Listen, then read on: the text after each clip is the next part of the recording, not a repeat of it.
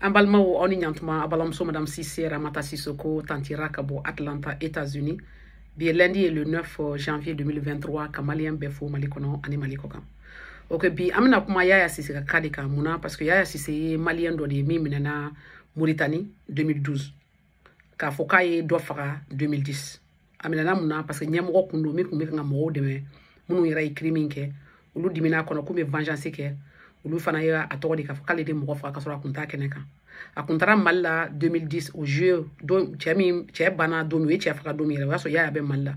Aka billet aka passeport bi aka visa bi atara malla ni mɔgɔ minnu ye ɲɔgɔn u bɛ yen a tatɔla a ye mɔgɔ minnu wele téléphone o bɛ yen a minnu taara bila aéroport la bɛ yen minnu ye kɔli d'a ma ka taa di o bɛ yen a jiginna minnu bara ani minnu taara misiri la olu bɛɛ bɛ yen wa mɔgɔ min fana ko k'a y'a kɛ o tila k'a fɔ k'ale y'a fɔ ko parce que a ye ko dɔ de k'ale la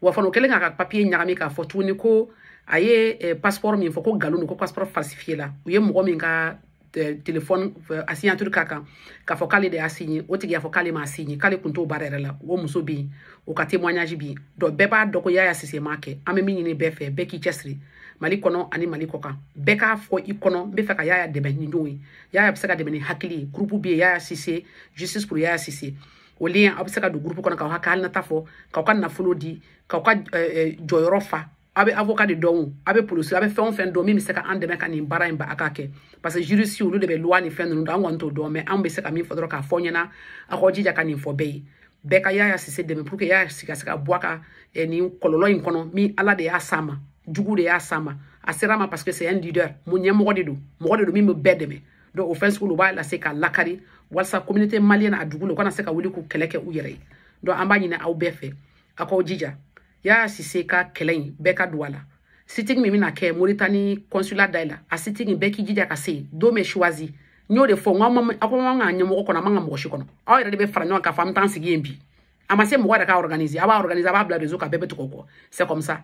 donc vraiment aw ni cɛ aw ni baraji bɛɛ k'i jija Yaya Sissé ma mɔgɔ faga a ma mɔgɔ neni a ma mɔgɔ tɔɔrɔ a b'a ka baara de la o binna kan de o bɛ kɛ yɔrɔ bɛɛ mɔgɔ dɔw ye kaso kɛ san 40 ka bɔ ka sɔrɔ u ma kɛ mɔgɔ dɔw fagara ka sɔrɔ u ma kɛ donc o bɛ kɛ erreur judiciaire bɛ kɛ crime bɛ kɛ complot bɛ kɛ o bɛɛ bɛ kɛ diɲɛ na donc o de la n b'a ɲini bɛɛ fɛ a ka nin partager